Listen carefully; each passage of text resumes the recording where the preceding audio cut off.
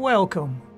In this series of short videos, we will look at topics common to both the PowerBasic console and Windows compilers. Today we will look at doing file or array reformatting using some of our library functions. Today we're going to be using some of the library functions we have already created and creating a new library function. The purpose of this new function is to allow us to reformat an array. We're going to be using some data generated from our Generate Data application, which we've shown in previous videos. If we run this application now, it will generate 1000 records of random data. If we have a look at the data it has created, it's created a CSV file with 1000 records. Our task for today is to take this file as an input. We will load this into an array, and then we will reformat the array and output it back out to a CSV file again. What we're going to do with the data is we have a number of columns in this file. We're going to reformat the file by removing several columns and moving the position of another column. This, of course, is something that could be quite easily done in Excel or any other spreadsheet program. However, that would involve having a human actually making the change, and also you having access to Excel or another spreadsheet application. However, our aim here is to completely automate this process, having no human involvement whatsoever. And all the code is under our control in our application. So let's have a look at the code to see how we can achieve this. In our application at the moment, we are including three libraries: the Windows API library, our Common Display library, and the PB File Handling Routines library. We're going to add some more libraries to this list. We've added the PB Common Strings library and also the Array Functions library. The Array Functions library is also pulling in the PB Sorting library as well. So since our purpose is to load in an input file, in this case the test data file, we'll want to output a file as well once the processing has been completed. So I'm going to set two constants up to contain the names of those files. So $input file and $output file. We'll copy that CSV file into the same folder as our application. And if we have a look at the file itself in Notepad, we'll see that the file has a series of headers, and we're going to use these headers to drive our application. We know the file we're going to be dealing with is comma separated, so we're going to set the delimiter as being a comma. The headers in our existing file are first name, surname, gender, date of birth, address, city, region, postcode, home telephone, email, and age. We're going to be reformatting the file by removing some of these columns and moving one of the existing columns to a separate position. So we will remove the gender and the date of birth columns. And we want to move the email column to just after the surname. So this is what we want the new file to look like. One of the purposes of doing this kind of transformation on either a file or an array is to limit the amount of information that's fed on to later parts in your system. You could take a file in, process it within your system, and then output it with reformatted data or less data than you started with. So now that we have our headers defined that we wish to keep, we now want to load the file into an array. We have two options here. We can load the file into a single dimension array, or we can load the file into a two-dimensional array. We'll start with the two-dimensional array using one of the functions in our library, the read the CSV file into an array.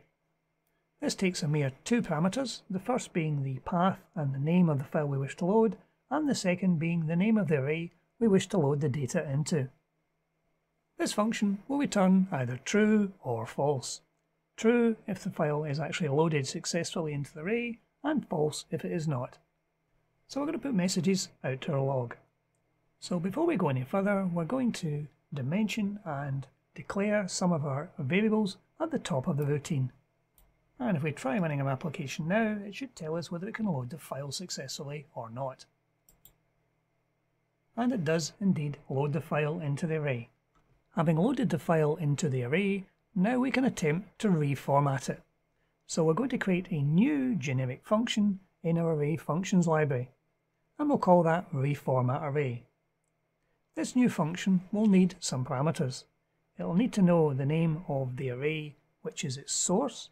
It will need to have a target array. It will need to know the delimiter. It will need to know the headers it wishes to keep. And finally, if there are any errors, it can pass back an error to the calling routine. This function will return either true or false. True if it has successfully reformatted the array, and false if it has not. So we will put appropriate messages out to the log. So once the array has been reformatted, we can then save the array back to our file so we can see it.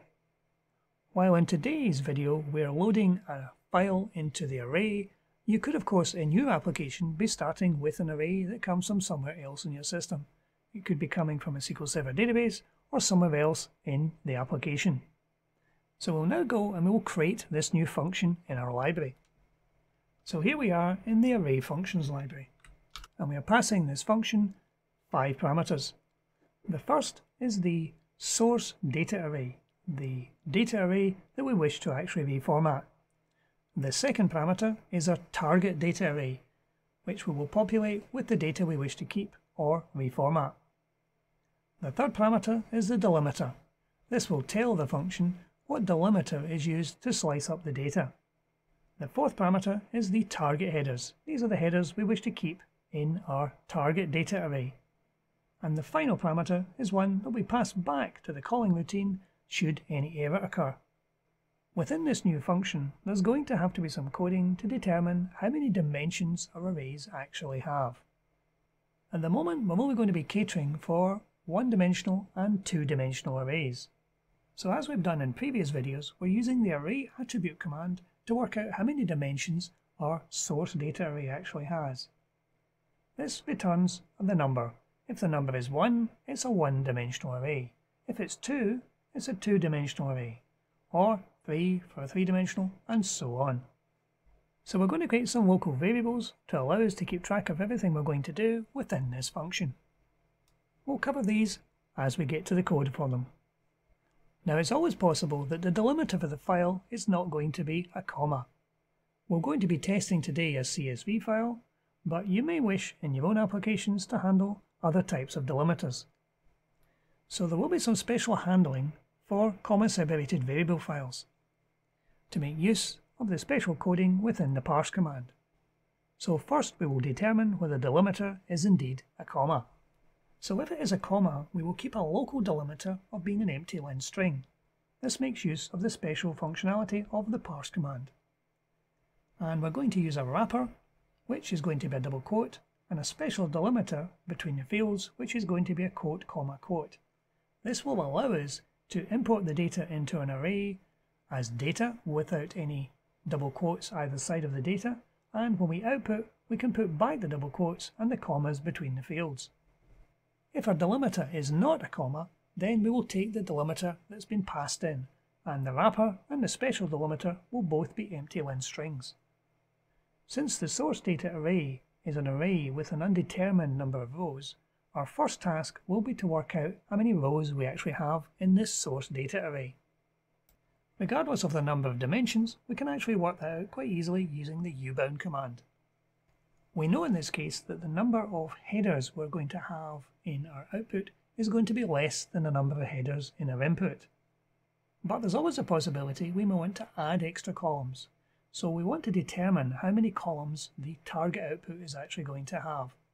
We're using the parse count command to count the number based on the delimiter.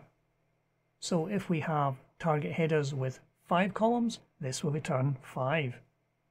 Now we want to pick up the source headers, the headers that are in our input data. How we do this will depend on how many dimensions we're handling.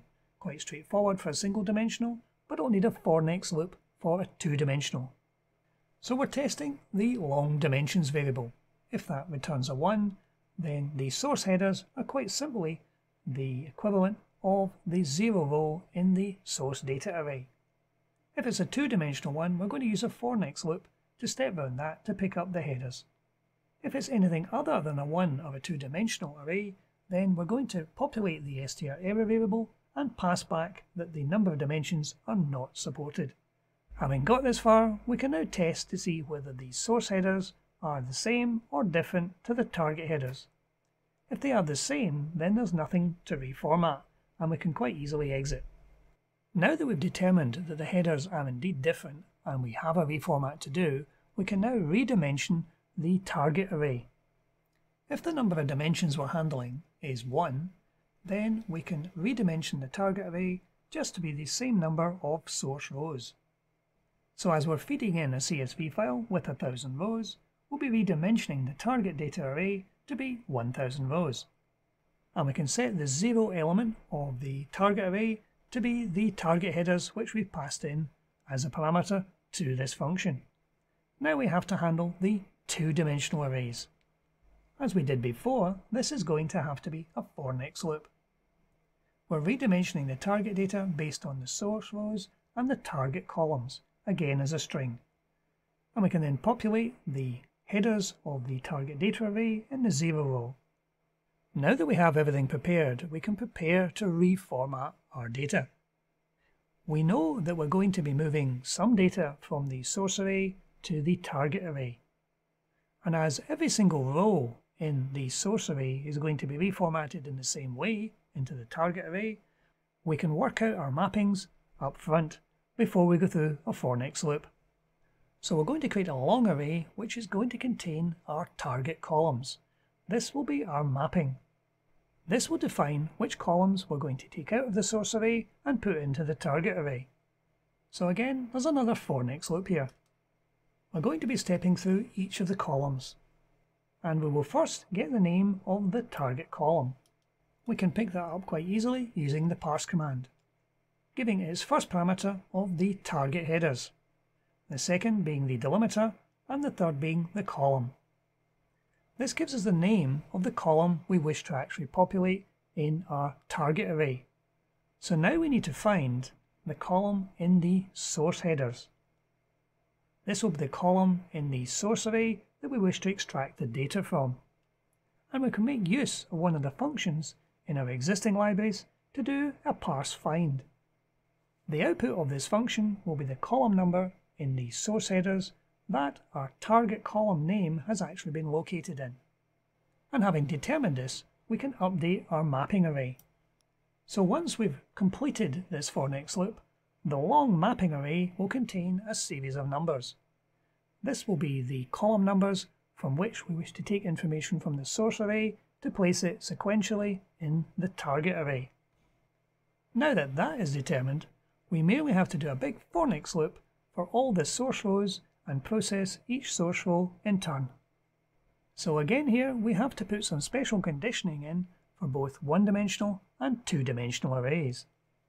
So we can do a select case statement based on the value of our dimensions variable. The two-dimensional one is more straightforward, so we'll do that one first. We want to do another for next loop for our columns, going from the first column to the maximum column number for our targets. So we're going to be populating data within the target data array.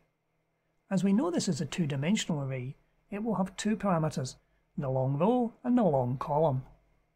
And we're populating that cell with data that's coming from the source data array. It will again have two parameters, the first being the row number, which will be the same as the row number as the target, and the next parameter will be the value we're storing in the mapping array we prepared earlier.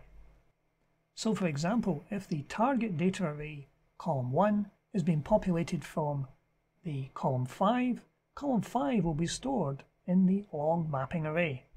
So for the one-dimensional arrays, it's slightly more complicated because the one-dimensional array contains a string of the entire row. If this is delimited, we'll need to slice it up in order to determine which parts of the string we need to put in to our target data array. So again, we'll have another for next loop. Firstly, we're going to use a local variable called strTargetData, and we're going to set that to blank. And then we're going to use an strSourceData to pick up the specific source from the column we're interested in, using the parse command. And we're going to accumulate data in the strTarget variable, appending to the end of that string the special delimiter should one exist. And once we've finished the last of the target columns, we can then trim off any trailing special delimiters using the rtrim command. And by this point, the str target data variable will contain all the data that we wish to put into our target data array. So we can then go ahead and populate that.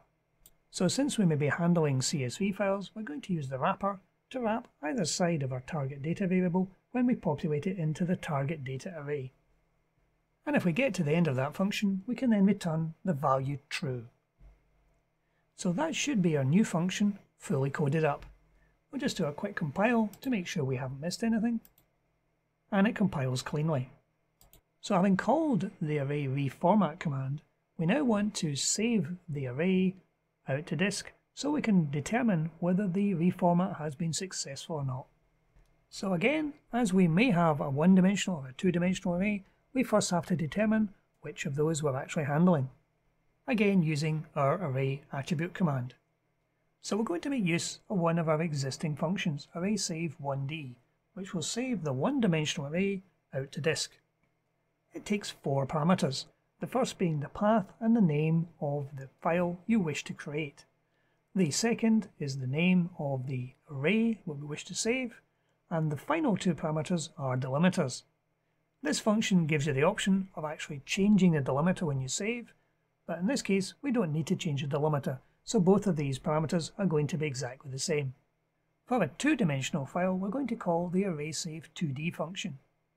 It takes only 3 parameters, the output file, the target array we wish to save, and the delimiter. So if we compile that now, and we go back to our folder. Now we can see our original test data file, which has all the columns and 1000 rows. If we run our application now, it should run through the data and create a new output file. And there is our test output file. If we have a look in it, we will see that the date of birth and the gender columns are not in the output file, and the email column, which was way to the right hand side of our file, is now immediately after the surname. So we have successfully taken a file in, placed it into an array, and then removed 2 columns and repositioned one of the existing columns. So now that we've achieved that, can we insert a brand new column? Let's have a look at the code again. If we have a look at the beginning of the application, we'll see where we set up the headers. These are the headers that are going to appear in our target array and in our output file. If we add in a brand new column that doesn't exist in the source file, for example, a blood type column. If we compile our application again,